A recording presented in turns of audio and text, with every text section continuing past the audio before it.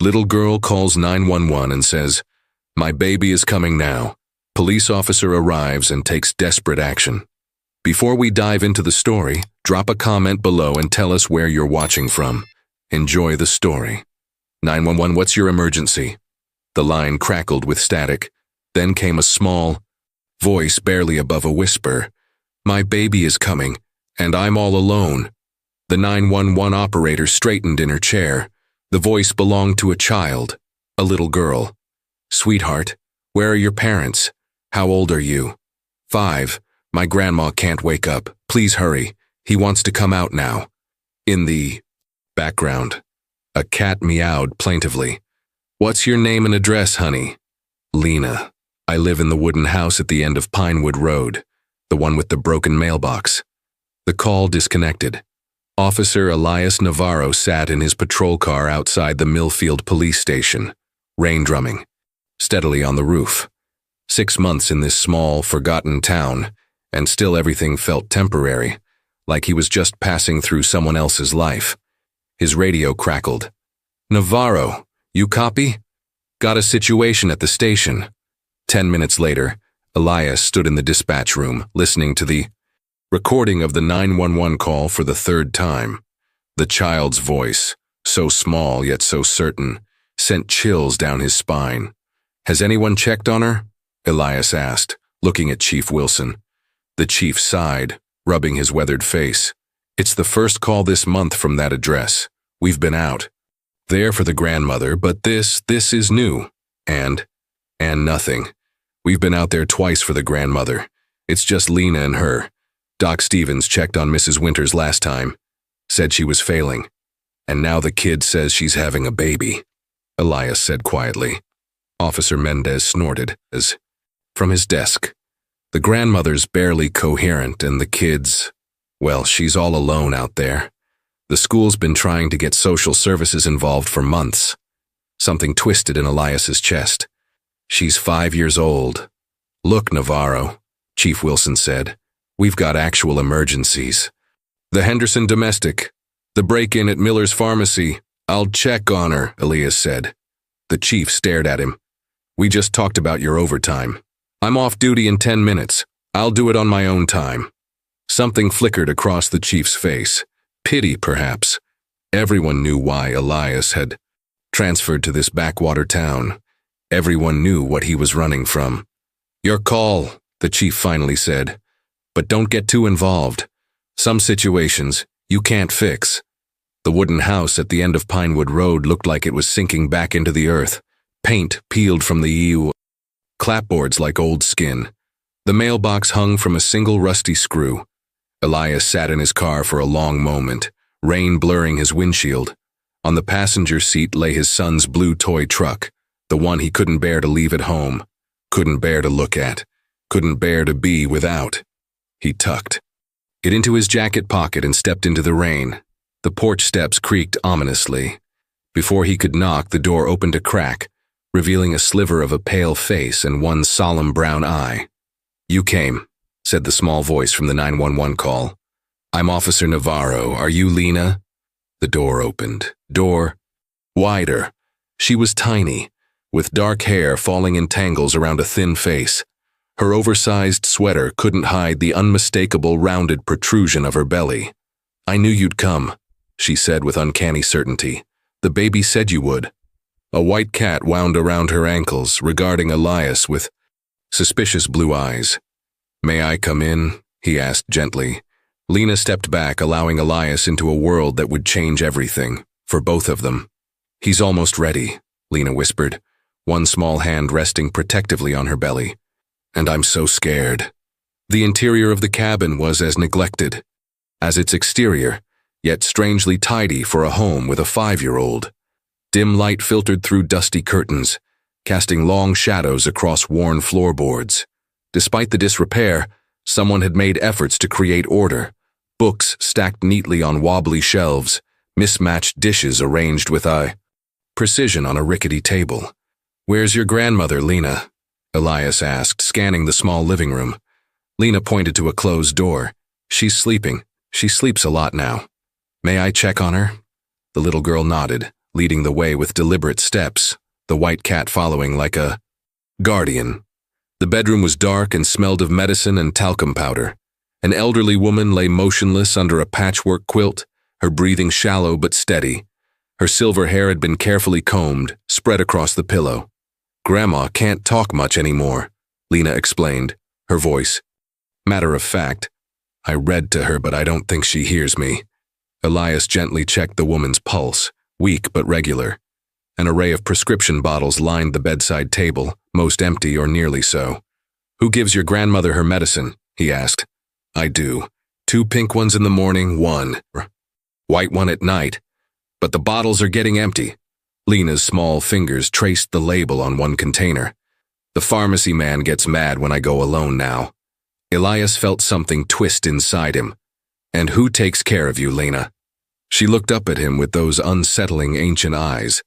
"I take care of myself. And Nuvum." She stroked the white cat. "And soon, the baby." Back in the living room, Elias noticed what he'd missed before.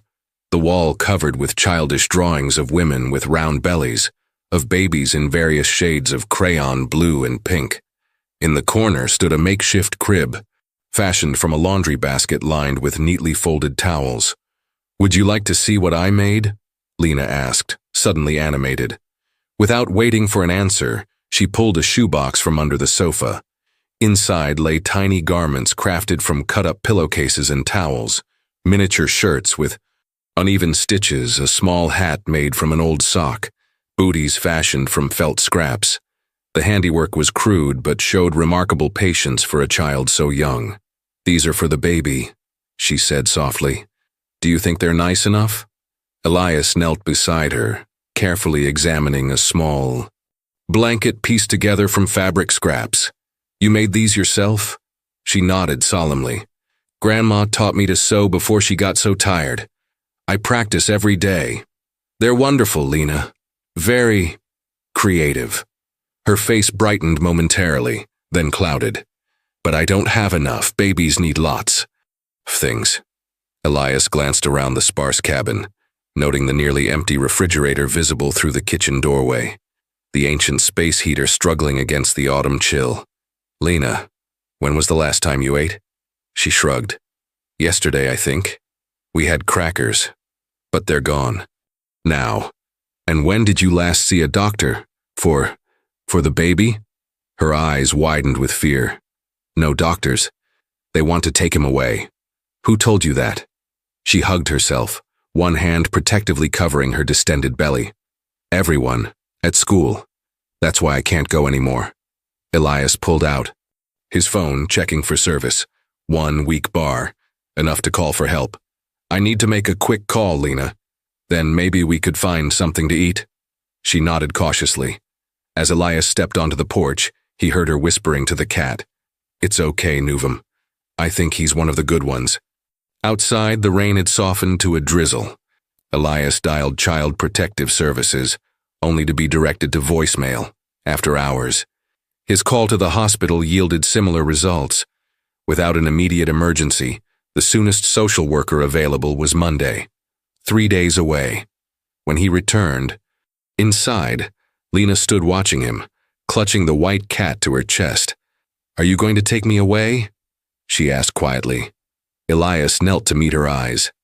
"No, Lena. Right now I'm going to get you some food. Then we'll figure things out together, okay?" She studied his face with unnerving intensity, before nodding once. "Can I show you something first?" she asked. "Of course." Lena took his hand, her fingers so small within his, and placed it gently on her rounded belly. "Sometimes," she whispered, "I can feel him moving, like butterflies inside." Elias felt the firm, rounded swell of her abdomen. To his absolute shock, he felt a faint, unmistakable flutter under his palm. The hope in her eyes was undeniable. "That's amazing, Lena," he said softly, a decision solidifying in his mind. "I'm going to help you, both of you." The morning light painted Millfield's main street in hazy gold. As Elias pulled up to Donovan's general store, he'd spent a restless night troubled by thoughts of Lena and her grandmother, alone in that decaying cabin. After leaving them with emergency supplies, groceries, flashlights, and his personal cell phone number written on 3 separate papers, he'd promised to return today. The bell jingled as he entered the store, where Martha Donovan was arranging fresh pastries in the display case. Her eyebrows rose at the sight of his uniform. "Officer Navarro, what brings you by so early?" Elias gathered items into his basket: milk, bread, peanut butter, fruit, and children's multivitamins. "Just picking up a few things." Martha's gaze followed his selections. "That's quite a specific shopping list for a bachelor." News traveled fast in small towns, and Elias's status as the divorced, childless newcomer had been thoroughly established in local gossip. "It's for the little girl out on Pinewood Road," he said, watching Martha's reaction carefully. "Lena." Martha's expression shifted subtly. "Ah, the Winters girl. You know her?" The store owner busied herself straightening already perfect rows of candy. "Everyone knows of her. Strange. Little thing. Her mother Caroline was my checkout girl years ago before she left town." "What about Lena's father?" "Never in the picture as far as I know." Martha lowered her voice, though the store was empty. "Caroline was troubled. Would disappear for months, then show up like nothing happened. Last time she returned with that tiny baby. Said she'd been staying with relatives in Oregon." She sniffed disapprovingly. No one believed that story. "And when did Caroline leave for good?" "Must be 6, 7 months ago now. Said she was going to find work in the city. Left the girl with old Mrs. Winters." Martha shook her head. "That poor woman was already failing then. Don't know what Caroline was thinking." Elias added more items to his basket. "Has anyone from town checked on them recently?" Martha looked uncomfortable. "Well, it's complicated. The Winters were always different, kept to themselves, and that child—" "What about her?" "There's something unnatural there," Martha whispered. "The way she looks at you like she knows things no child should. Last time she came in, she was stealing baby things, pacifiers, bottles. When I caught her, she said her baby needed them. I almost fainted when I saw her. 5 years old and, well, clearly expecting." Martha shuddered. "Principal Thompson had to remove her from school when she started frightening the other children." Elias maintained a neutral expression despite the anger. Building inside him, a community that noticed a child stealing baby items but never asked why. "I see. And where's the school from here?" Millfield Elementary School sat surrounded by a chain-link fence and wilting flower beds. Principal Thompson, a balding man with perpetually worried eyes, ushered Elias into his cluttered office. "Officer Navarro, how can I help the police department today?" "I'm inquiring about a former student, Lena Winters." The principal's smile faltered. "Ah, is there a problem?" "I'm trying to understand her situation. I understand she was removed from school." Thompson pulled a file from a cabinet. "We had no choice. Her behavior was disruptive." "In what way?" "She told the other children she was going to have a baby, drew disturbing pictures. When her teacher realized it wasn't a story, well, she started showing other children her pregnant belly. Parents complained." He spread his hands helplessly. "We insisted on a medical evaluation, but Mrs. Winters never followed through." "Did anyone report this to social services?" Thompson shifted uncomfortably. "We made calls. They visited once, said the home was adequate, the grandmother coherent enough. The social worker tried to get her examined, but Lena refused. They suspected something was terribly wrong, but with the grandmother refusing consent, their hands were tied. Budget cuts have hit them hard. They prioritize cases with clear evidence of danger." "And a 5-year-old being pregnant didn't qualify?" The principal flushed. "Officer, you have to understand, Lena has always been imaginative. Before this, she had an invisible friend who told her things, claimed her cat could talk to her. The social worker they didn't know what to believe." Elias studied a crayon drawing in the file. A small stick figure with a round circle for a belly, standing beside a taller figure with no face. "May I have copies of her records?" "Of course, though there's not much. She was only here for 3 months. As the principal made copies, Elias noticed a young teacher watching from the hallway. "Ms. Davis," Thompson called. "This is Officer Navarro. He's asking about Lena Winters." The woman approached hesitantly. "Is she all right? I've worried about her." "You were her teacher?" Ms. Davis nodded. "For the short time she was here. She's brilliant. You know, could read at a 3rd grade level already. But so lonely." Her voice softened. The other children avoided her. She would sit alone at lunch, whispering to herself. "Did you ever meet her grandmother?" "Once, at the beginning of term. She seemed distant. It was clear Lena was very much on her own." The teacher twisted her hands. "I should have done more." As Elias left the school, his phone rang. The station. "Navarro," he answered. "Where are you?" Chief Wilson demanded. "We've got a situation at Miller's Pharmacy. Break-in overnight." "On my way," Elias responded automatically. But as he started his car, he glanced at his watch, calculating how quickly he could handle the pharmacy call and still make it back to Pinewood Road with the supplies he'd promised Lena. The blue toy truck on his dashboard caught the sunlight, a silent reminder of promises broken and the cost of arriving too late. The break-in at Miller's Pharmacy took longer to process than Elias expected.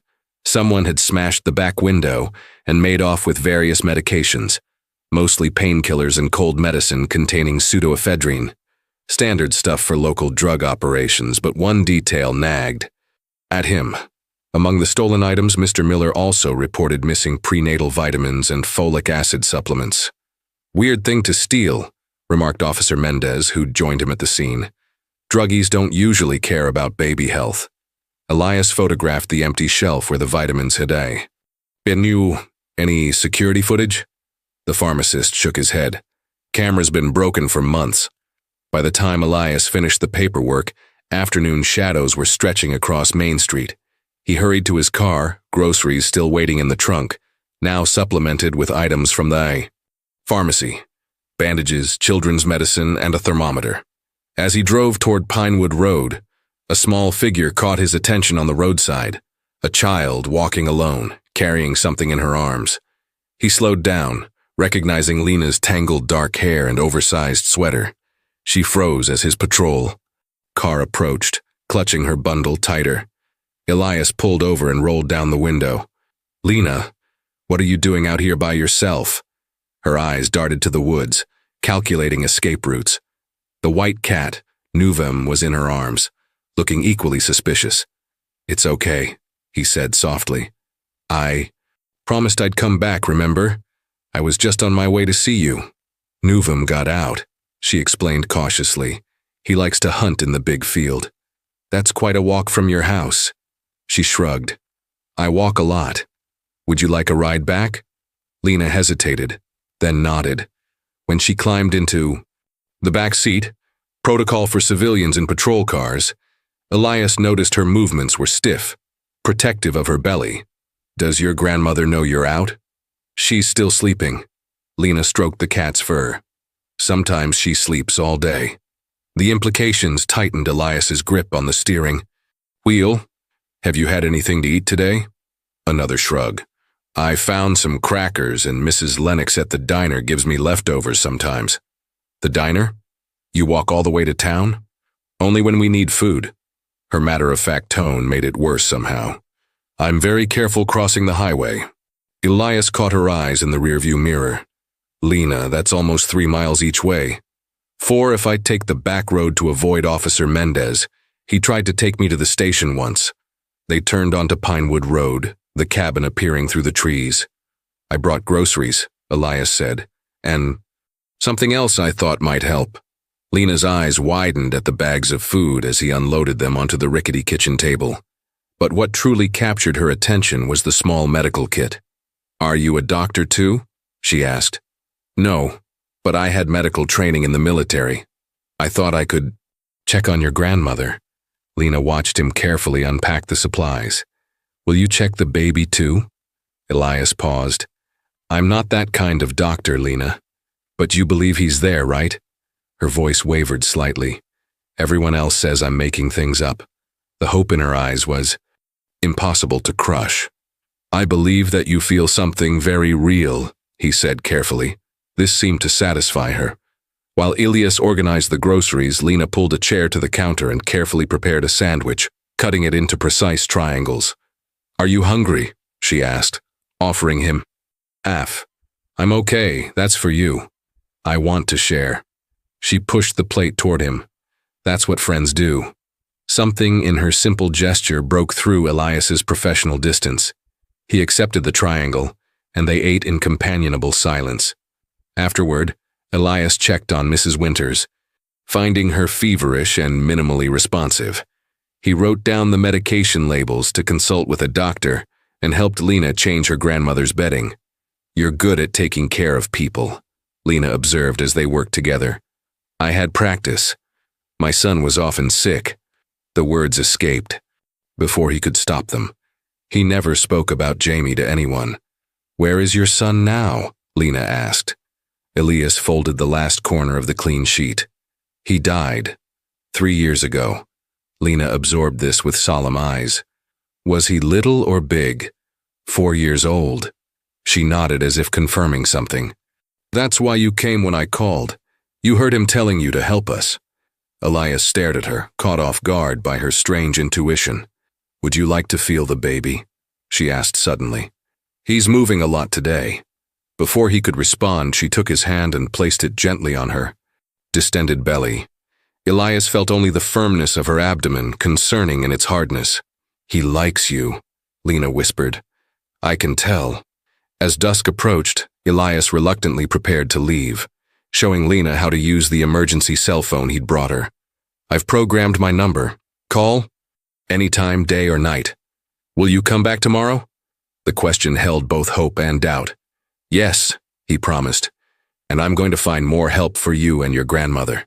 As he drove away, he glanced in his rearview mirror. Lena stood on the porch, Nuvum in her arms, watching until his car disappeared around the bend.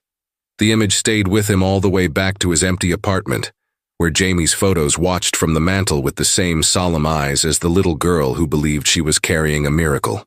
The weekend brought relentless rain to Millfield, turning dirt roads to mud and filling potholes like small ponds. Elias made the increasingly familiar drive to Pinewood Road, wipers fighting a losing battle against the downpour. His calls to social services had yielded only promises of processing the case, and Dr. Stevens, the town's only doctor, was away at a conference. As he approached the cabin, he noticed another vehicle parked outside, an aging blue station wagon he didn't recognize. Concern quickened his steps to the porch. The door opened before he knocked, revealing a woman in her 60s with steel-gray hair cut in a practical bob. She assessed him with sharp eyes. "You must be the officer Lena mentioned," she said. "I'm Olivia Reeves." "Elias Navarro. Is Lena okay?" The woman's expression softened slightly. "She's fine," reading to her grandmother. She stepped onto the porch, pulling the door nearly closed behind her. "I live on the other side of the woods. Been watching this place for years. When I saw your patrol car yesterday, I decided it was time to stop by. You know them well?" Olivia folded her arms against the chill. "I was a nurse for 40 years. Retired now. Caroline, Lena's mother, used to clean my house sometimes, bright girl, but troubled. When I heard she'd left town again, I came by a few times, but..." She sighed. "Martha Winters wouldn't accept help then. Proud woman, even as her mind was slipping. And now? Now she's beyond refusing." Olivia's clinical assessment was tempered with genuine concern. "Advanced dementia, severe dehydration. She needs professional care immediately. I've been trying to arrange that. Good luck. This town's services are stretched thin and cases like this fall through the cracks." She gave him an appraising look. "Lena says you're helping her prepare for her baby." Elias nodded. I think it's true." "I know," Olivia said, her voice dropping. "I've seen it. That child has lost enough already." She hesitated.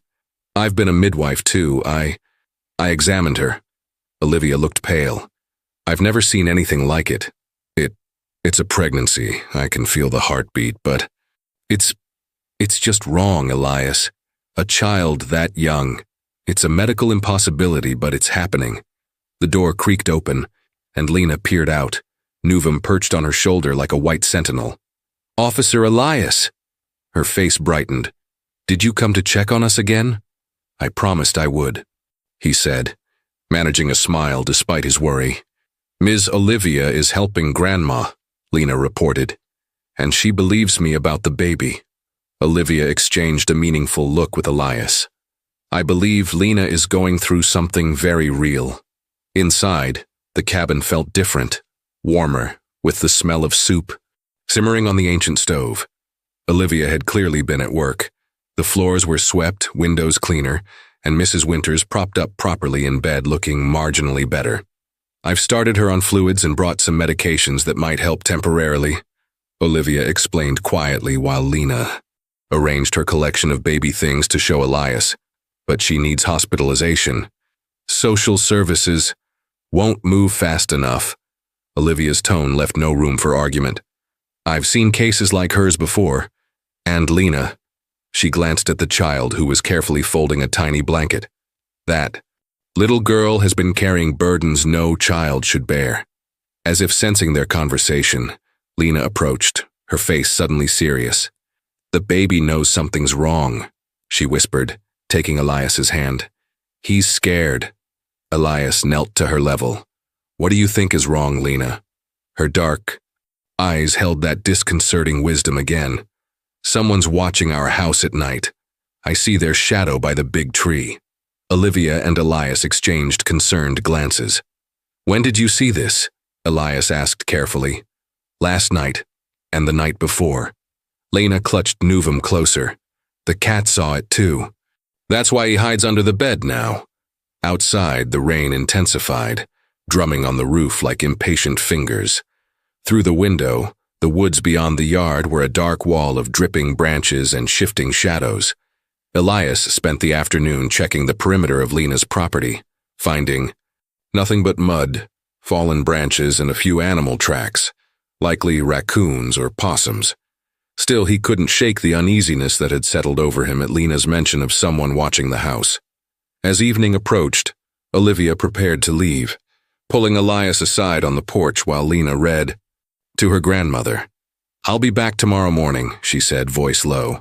I've left enough supplies for tonight, but that woman needs proper medical care. If she deteriorates, call me immediately, not the ambulance service. They take over an hour to reach this area. I appreciate your help. Olivia studied him with those penetrating eyes. May I ask why you're so involved, Officer Navarro? Most people in this town have been content to look the other way. The question caught him off guard. It's my job to help. We both know this goes beyond professional duty. Her gaze softened. Lena mentioned your son. Something tightened in Elias's chest. She reminds me of him. The way she sees the world. Olivia nodded, understanding without pushing further. I'll make some calls to former colleagues at the hospital. Perhaps we can expedite things. She glanced at the darkening sky. This storm's getting worse. The creek at the bottom of the hill tends to flood.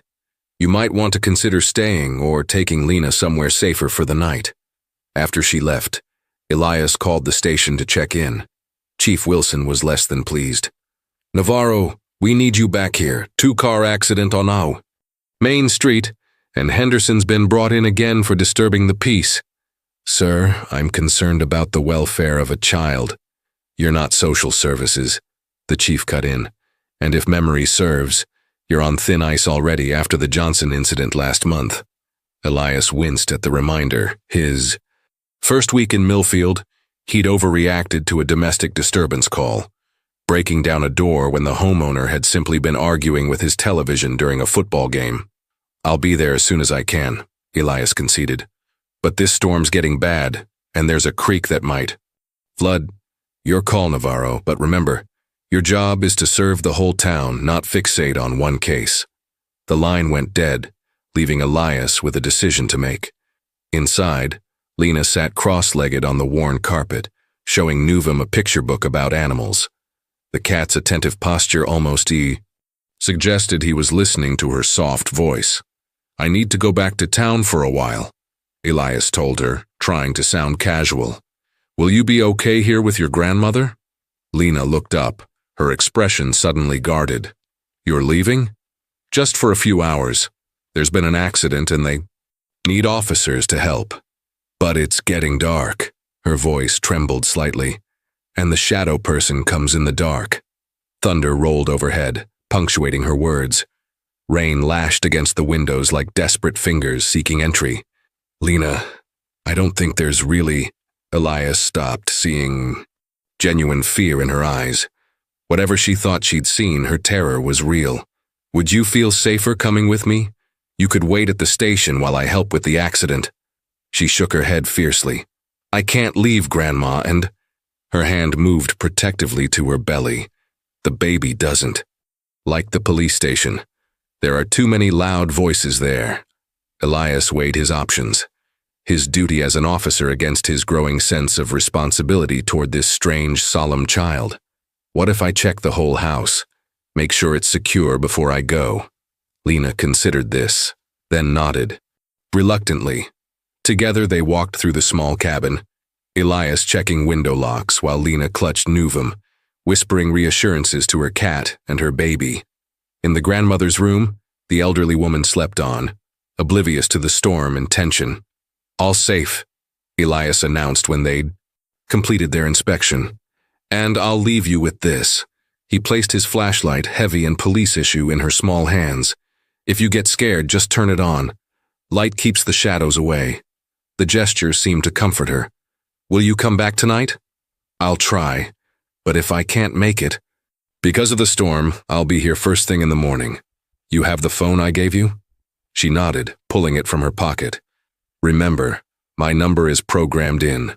Call any time, no matter what. As Elias stepped onto the porch, the rain intensified, driven sideways by gusting wind. Lightning split the sky, illuminating the yard in stark white, and for just a moment he thought he saw a figure at the edge of the trees.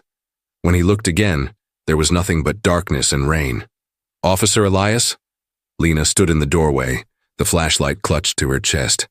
Be careful, the baby says there's danger tonight. Something about her words sent a chill through him that had nothing to do with the storm.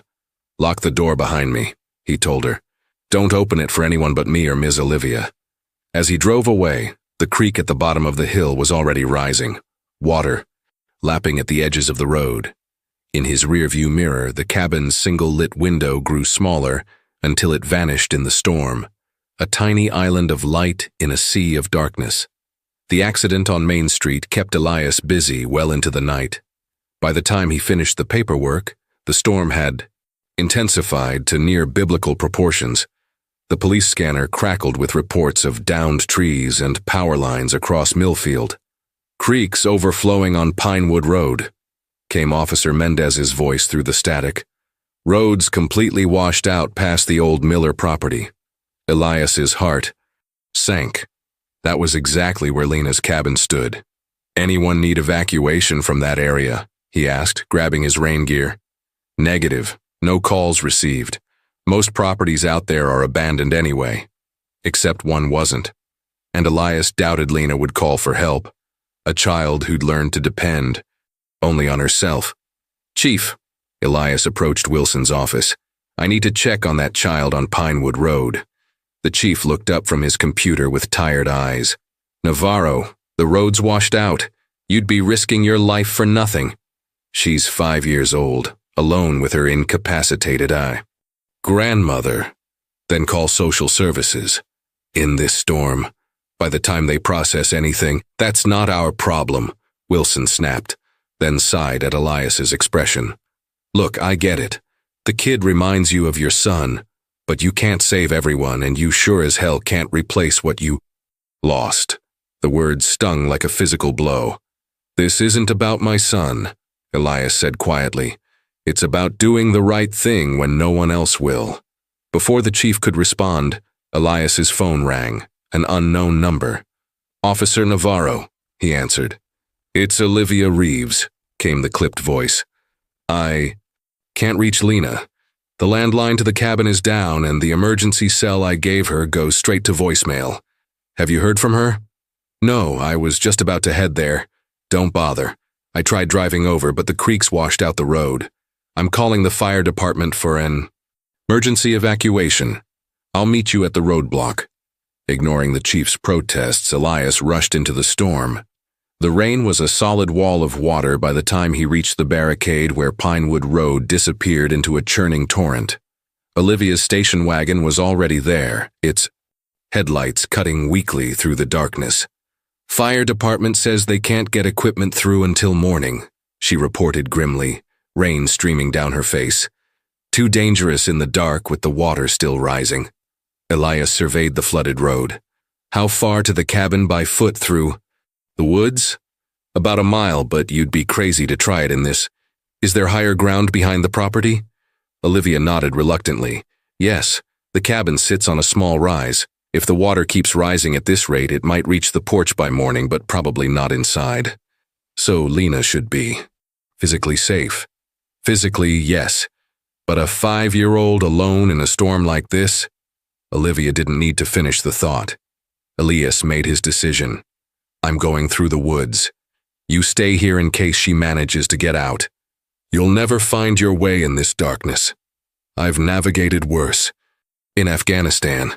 He checked his flashlight and zipped his rain jacket. Call me if you hear anything. The forest was a nightmare of slick mud and wind-whipped branches that clawed at his face and hands. Twice he nearly lost his footing on the steep hillside.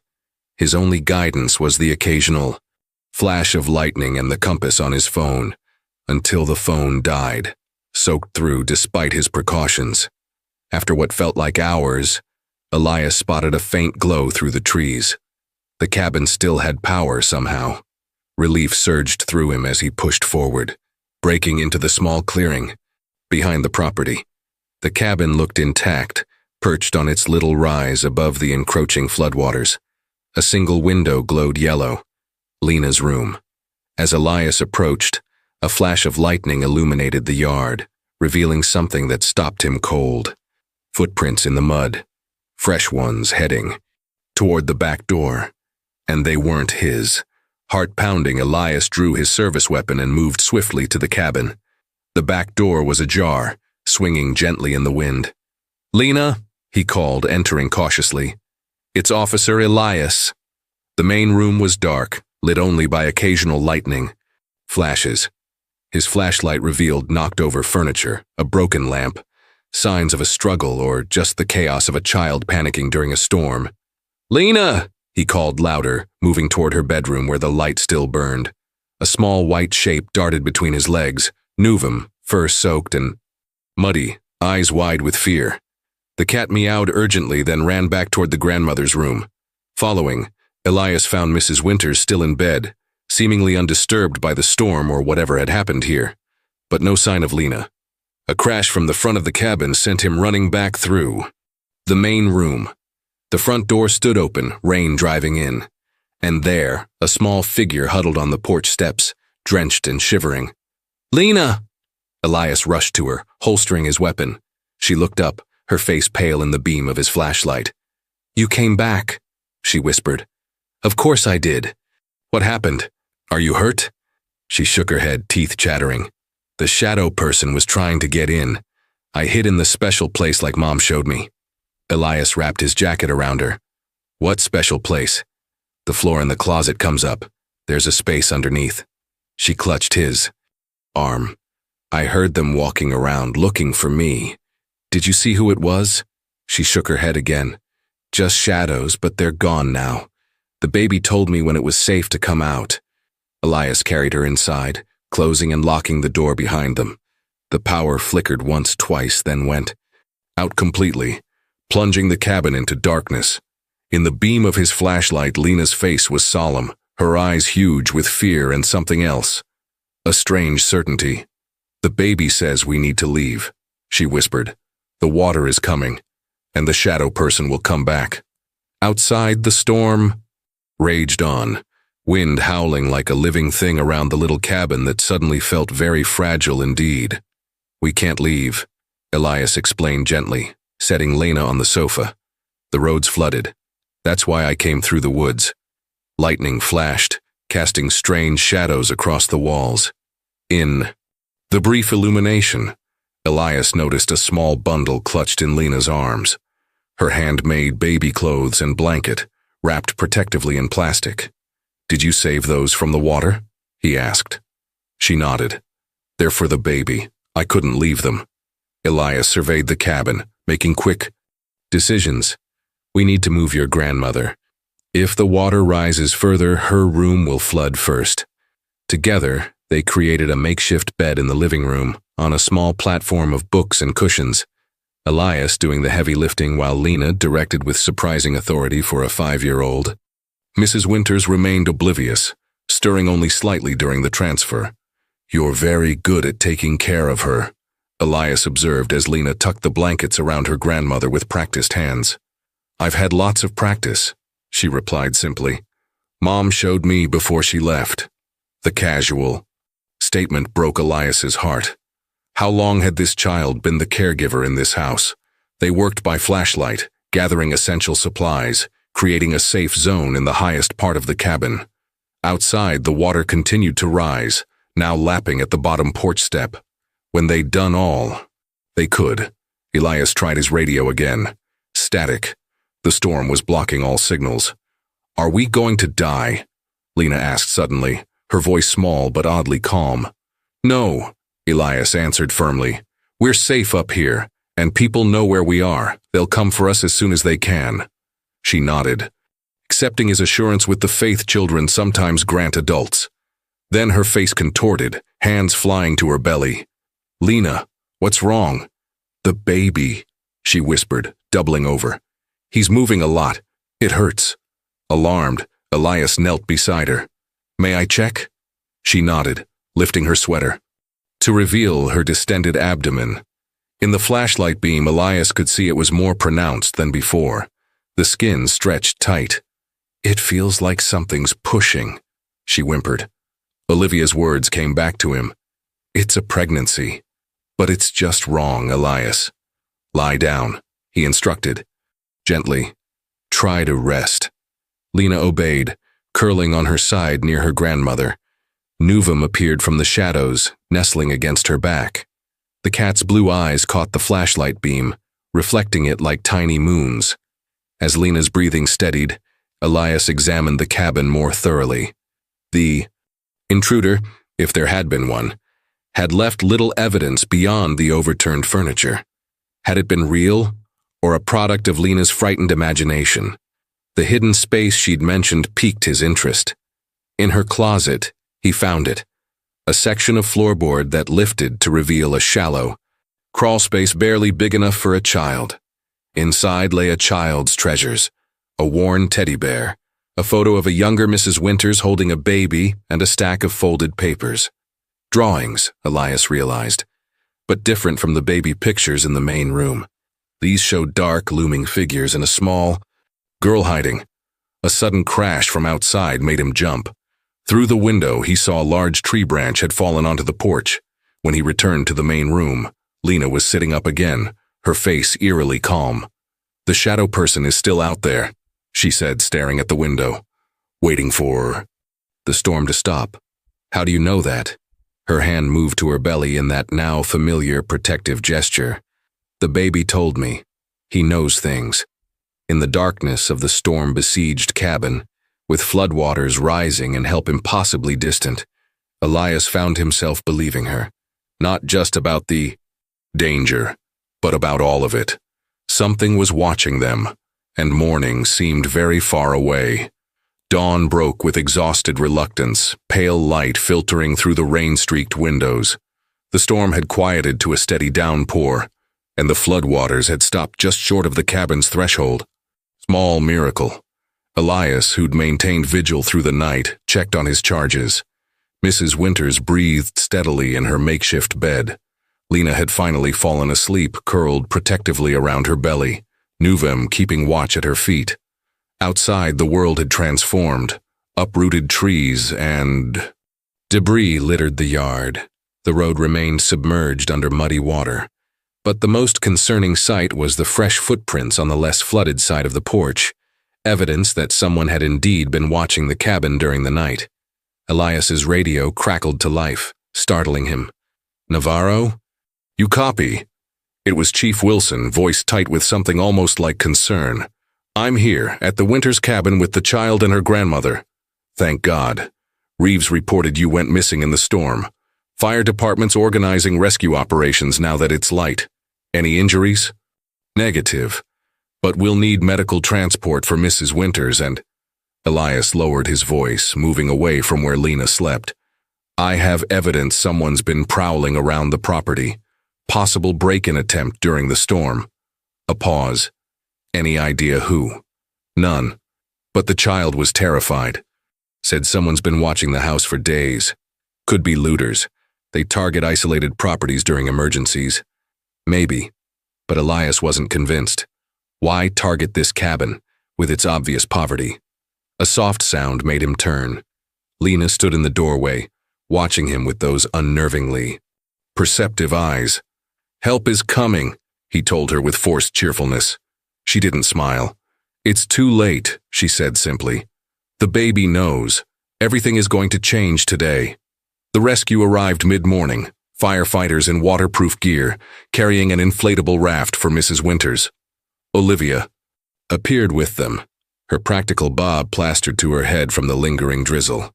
"You look terrible," she told Elias bluntly, before kneeling to examine Lena. "How are you feeling, sweetheart?" Lena's response was to wrap her arms protectively around her middle. "The pain's worse," Elias explained quietly. "Started during the night." Olivia's expression tightened. She gently touched Lena's forehead. "You're running a fever. We need to get you to a doctor." Lena shook her head fiercely. "No doctors. They want to take my baby away." "No one's taking anything away," Olivia assured her. "But we need to make sure you're both healthy." The rescue team carefully moved Mrs. Winters onto a stretcher. Throughout the process, she remained eerily unresponsive, eyes open but unseeing. "She'll go directly to County Hospital," the lead firefighter explained. "We've got a medical transport waiting at the roadblock." When it was Lena's turn to be evacuated, she refused to leave without her box of baby items and Nuvum. The white cat was placed in a carrier, protesting loudly, while Lena clutched her precious box. "Officer Elias comes too," she insisted, gripping his hand with surprising strength. "I'll be right behind you," he promised. But as they prepared to leave, Chief Wilson's patrol car appeared at the edge of the property, where the road emerged from the receding floodwaters. "Navarro," he called, wading through ankle-deep water. "A word." Elias approached reluctantly, watching Lena being guided into the raft, her solemn eyes never leaving him. "What's going on here?" Wilson demanded. "I got a call from social services. They're not happy about an officer getting this involved in a case under their jurisdiction." "Their jurisdiction? They've done nothing for months, while that child's been caring for her grandmother alone. That's not the point. You're too emotionally invested. After what happened with your son—" "Leave my son out of this," Elias snapped. Wilson softened slightly. "Look, I get it, but this isn't healthy. You need to step back and let the professionals handle it." "I am a professional, not in this field. As of now, you're officially off this case. Take 2 days leave. Paid. Get some perspective." Elias watched the raft carrying Lena navigate toward the road, where an ambulance waited. She twisted around, searching for him, her face pinched with fear when she couldn't locate him. In that moment, Elias made his decision. "I understand," he told the chief calmly. "I'll take that leave." Wilson seemed surprised by his easy acquiescence. "Good. Report back Thursday." As the chief turned to leave, Elias called after him. "One more thing. I found evidence of an intruder last night. Footprints, signs of attempted entry." Wilson frowned. "You're sure it wasn't just storm damage?" "Positive. Someone's been watching this place. Might be connected to the break-in at the pharmacy." This caught the chief's attention. "File a report. When you get back, we'll look into it." Elias nodded, already planning his next move. Official or not, he wasn't abandoning Lena now. Not when she needed him most. Not when something about this situation felt increasingly dangerous. At the roadblock, he watched the ambulances depart, one with Mrs. Winters to County Hospital, another with Lena to Millfield Medical Center for evaluation.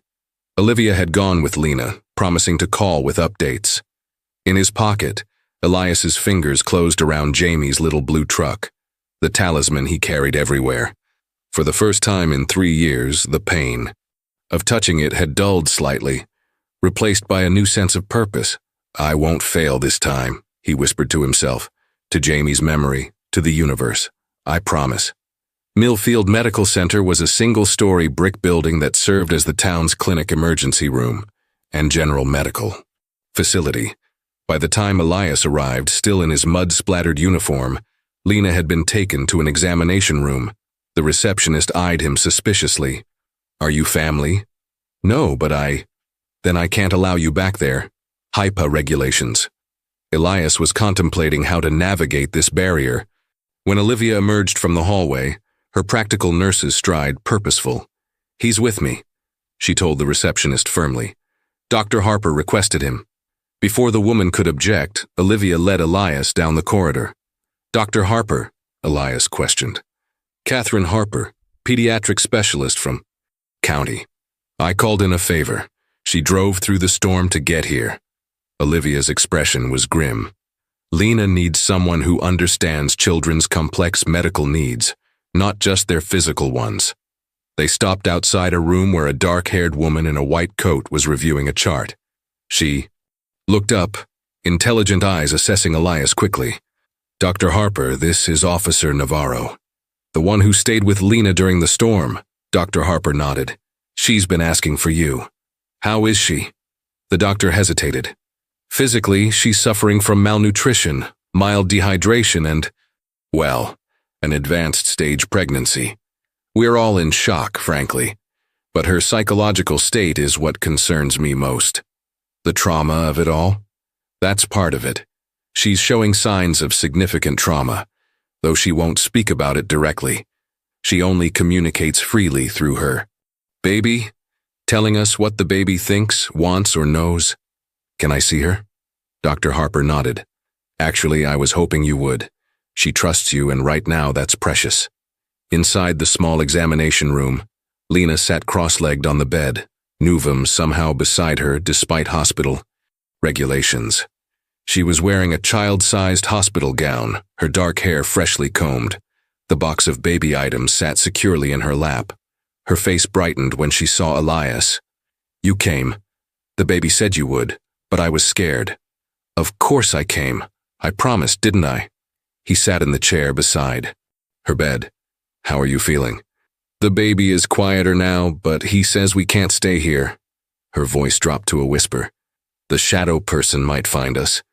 Dr. Harper exchanged glances with Olivia. "Lena, can you tell Officer Elias about the shadow person? What they look like?" Lena shook her head, clutching her box tighter. "That's okay," Elias assured her. "You don't have to talk about anything that scares you."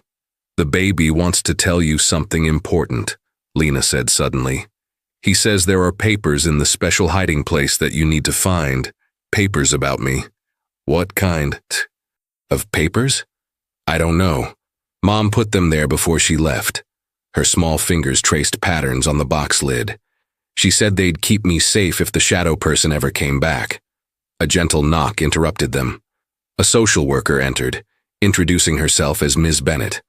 Her clipboard and official manner immediately changed the atmosphere.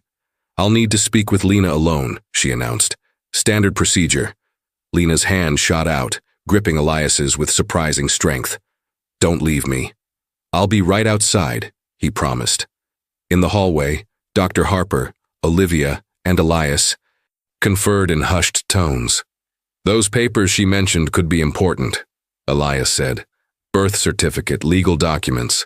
Might help us understand her situation better. Or identify who might be watching the cabin," Olivia added. "I've put in for emergency temporary custody," Dr. Harper explained. "Given the circumstances, grandmother incapacitated, mother missing, no other known relatives, the court should approve it by tomorrow. That will give us time to address her medical needs while determining the best permanent solution." "What about tonight?" Elias asked. Where will she stay? Hospital observation for now. She needs monitoring, both medical and psychological. And we need to prepare for the delivery. Elias nodded, a plan forming in his mind. I need to go back to that cabin, find those papers, and maybe figure out who's been watching the place. Be careful, Olivia warned. The person who frightened Lena might return, especially now that the cabin is empty. I'm counting on it, Elias replied quietly. When they re-entered the room, the social worker was making notes while Lena sat silently, arms wrapped around herself. Everything okay here? Dr. Harper asked. Ms. Bennett smiled professionally. Just finishing up, Lena has been very brave. But Elias could see the shutdown in Lena's eyes, the retreat into herself. When the social worker left, he knelt beside the bed. Lena, I need to go back to your house to get some things. Is there anything special you want me to bring for you? Besides clothes. She leaned close, whispering in his ear. Check under the loose board in the kitchen. Mom said it's where our secrets are safe. Elias nodded solemnly. I'll find it, and I'll be back before you know it. As he turned to leave, Lena called after him. Officer Elias, the baby says to be careful. The shadow person knows you're helping us. Dusk settled over Pinewood Road as Elias approached the cabin again. The floodwaters had receded, leaving a mess of mud and debris in their wake. He parked his personal vehicle, a weathered blue pickup, a quarter-mile away and continued on foot, staying within the tree line. If someone was watching the cabin, Elias didn't want to announce his presence. The structure stood eerily silent in the fading light, windows dark and empty. Yellow emergency tape fluttered from the porch railing where the fire department had marked the building for inspection. Elias circled the property once, noting fresh tire tracks on the road leading away from the cabin. Not emergency vehicles, but something with a wider wheelbase. Someone had been here since the evacuation. Moving cautiously, he approached the back door. It remained unlocked from their hasty departure. Inside, the cabin was cold and smelled of damp. His flashlight beam cut through the darkness, revealing the chaos left by the storm and evacuation. In the kitchen, Elias knelt and examined the floor. Several boards showed signs of age but one near the ancient refrigerator was slightly discolored compared to its neighbors. Using his pocket knife, he pried it up. Beneath lay a small metal box, the kind used for cash or valuables. Inside, he found exactly what Lena had described. Documents, a birth certificate, medical records, and several sealed envelopes addressed to authorities in careful handwriting, and photographs, images that made Elias's blood run cold. Suddenly, headlights swept across the front of the cabin, a vehicle approaching slowly, lights off until the last moment. Elias quickly pocketed the papers and returned the floorboard, his police instincts on high alert. He moved to the window, staying to the side. A dark SUV had parked in front of the cabin. A tall figure emerged, glancing around furtively before approaching the porch. The shadow person. No longer just a child's fear, but a very real threat. Elias reached for his service weapon, then remembered. He was off duty on forced leave. He'd left his gun locked in his safe as regulations required. Armed only with his flashlight and the knowledge in his pocket, Elias prepared to confront whoever had been terrorizing a 5-year-old girl. Elias moved silently through the cabin, positioning himself near the front door. Years of military and police training guided his movements, controlled, deliberate, invisible. The porch steps creaked under heavy footsteps. A beam of light swept through the front windows as the intruder peered inside. The doorknob turned slowly. Elias pressed himself against the wall, heart pounding in his chest. As the door swung open, he readied himself. The flashlight beam cut through the darkness, illuminating the disturbed living room. The intruder stepped inside, a tall man in a dark jacket, his face obscured by a baseball cap. "I know you're here," the man's voice was low, threatening. "Where are they? Where's the girl?" Elias remained still, watching as the man moved further into the cabin, rummaging through drawers and cabinets with increasing frustration. "The stuff has to be here. Somewhere," he muttered. "She wouldn't leave without it." When the intruder turned toward the kitchen, toward the loose floorboard, Elias made his move. He flicked on his flashlight, the sudden beam catching the man directly in the eyes. "Police! Don't move!" The intruder reacted instantly, charging toward Elias like a cornered animal. They collided with bone-jarring force, crashing into the wall. Elias felt the air leave his lungs as they tumbled to the floor. The man was strong, fueled by desperation. A wild punch caught Elias's jaw. Stars exploded in his vision, but training took over. He rolled, gaining leverage, and managed to pin the larger man momentarily. "Who are you?" Elias demanded. "Why are you after Lena?" The mention of her name triggered another violent struggle. The intruder broke free and scrambled toward the door. Elias lunged, catching his ankle. They grappled in the darkness, knocking over furniture. A framed photo crashed to the floor, glass shattering. In the chaos, the intruder's cap fell off, revealing his face in the dropped flashlight's glow. Harsh features, a scar across one eyebrow. Recognition flickered in Elias's mind. He'd seen this man before, in one of the photographs from the metal box. The momentary distraction cost him. The intruder landed a solid kick, sending Elias sprawling. By the time he regained his footing, the man was out the door. Elias pursued him onto the porch, but the intruder had reached his vehicle. The SUV's engine roared to life, headlights blazing. Tires spun in mud as it reversed violently, then surged forward down the road. Breathing hard, tasting blood from a split lip, Elias memorized the partial license plate visible in the retreating taillights. Inside the cabin, he retrieved the fallen flashlight and quickly gathered the documents he'd found. Whatever this man wanted, Elias was now certain it had everything to do with Lena and her baby. His phone rang, startling him in the silent cabin. "Navarro," he answered. "It's Harper." The doctor's voice was tight with urgency. "You need to get to the hospital. Now. Lena's condition has taken a turn.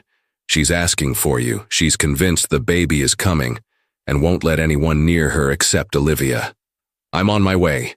Elias glanced at the scattered contents of the cabin, evidence of the violent confrontation. "And, Dr. Harper, I think I know what's really going on. The shadow person is real, and he's looking for something he thinks Lena has." "What?" "I'm not sure yet, but it's all connected. Her mother's disappearance, the pregnancy delusion, the man watching the cabin. Tell security to be on high alert. No visitors to Lena's room except authorized medical staff." As Elias hurried to his truck, the documents secure in his jacket, he couldn't shake the feeling that this night was far from over. The baby might be a delusion, but the danger to Lena was terrifyingly real. Millfield Medical Center glowed like a beacon in the darkness as Elias pulled into the parking lot. Security had been heightened. An officer from the night shift, Rodriguez, stood at the entrance. "Navarro, thought you were on leave." "Personal matter," Elias replied, showing the bruise forming on his jaw. "Had a visitor at the Winters cabin." Rodriguez straightened. "Chief mentioned you found evidence of prowling. You get a look at him?" "Better than that. Got a partial plate and can ID him from photos." Elias glanced toward the hospital entrance. "How's security inside?" "Tight. Dr. Harper called it in as a potential situation. No one gets to the pediatric wing without clearance." "Good." Inside, the night shift energy hummed quietly. Muted conversations, soft footsteps, the gentle beeping of machines. Elias found Dr. Harper and Olivia in the small consultation room near Lena's room, their faces drawn with concern. "She's sedated now," Dr. Harper explained. Without preamble, the abdominal pain intensified to the point where she was in genuine distress. She went into what looked like labor. We rushed her for an ultrasound to check the baby's position. "And? Is the baby okay?" Elias asked, his heart pounding. Olivia looked at him, her face ashen. She handed him a medical image. "Elias, there is no baby." Elias stared at the grainy black and white image. "What? I don't understand. I felt it kick. You said you heard a heartbeat." "I don't know what we felt," Olivia whispered, shaking her head. "It's not there." "What am I looking at then?" I looking? A mass, Dr. Harper said quietly, her voice full of disbelief. A massive one. Non-cancerous from our preliminary assessment, but substantial. It appears to be a type of benign tumor that's relatively common in children, though rarely this size. It would explain her physical symptoms. The swelling, discomfort, sense of movement as it pressed on organs. Her mind, her mother must have created the pregnancy narrative to explain what was happening to her body, Olivia added, piecing it together. Elias sat heavily, processing this information alongside what he'd discovered at the cabin. She needs surgery? Dr. Harper nodded. As soon as possible. We're arranging transfer to County Hospital at first light. Their pediatric surgical team is standing by. I found something at the cabin, Elias said, removing the documents from his jacket, and I had a run-in with our shadow person. He spread the papers on the table. Lena's birth certificate confirmed she was indeed 5 years old, born to Caroline Winters. But the other documents told a more complicated story.